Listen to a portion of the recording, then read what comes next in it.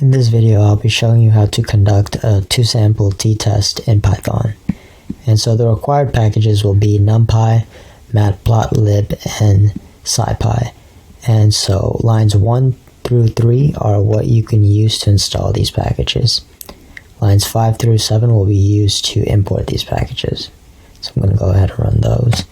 So the first thing I'm going to do is I'm going to generate numbers from two normal distributions.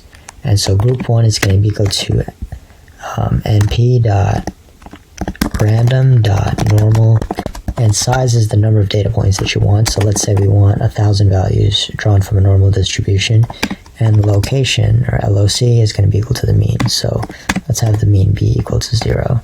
And then I'm going to repeat this exact same line. I'm going to make it into G2, so group 2. And so these two groups are roughly the same. And so we're going to create histograms of this to see that using plt.hist, G1, plt.hist, G2, and then plt.show.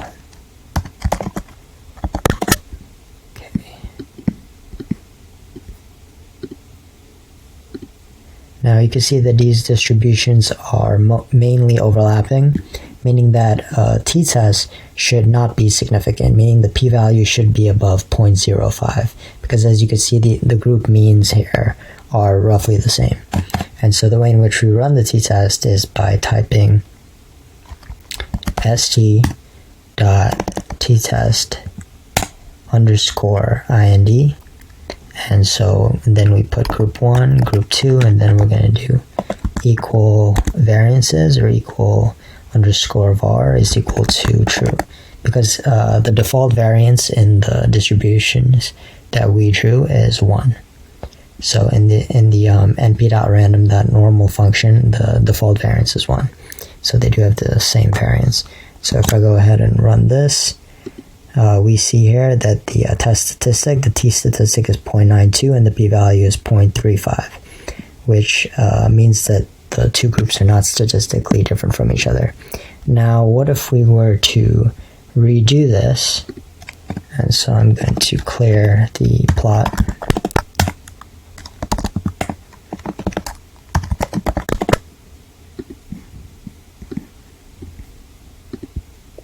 And so I'm going to rerun these groups, but I'm going to change the mean of the second group.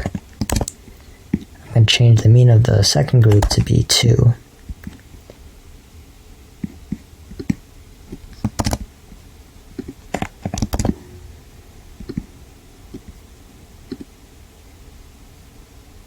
Okay, so here we see that the means are in fact different from these two distributions, and so we do expect the t-test to now be significant, meaning the p-value is below 0.05. And so if we go ahead and run the t-test, okay, so we see here that the test statistic is minus 46.2, and the p-value is 3.9 times 10 to the minus 318, which is very, very low. And so this has been a tutorial on how to conduct a t-test in Python. Thanks for watching.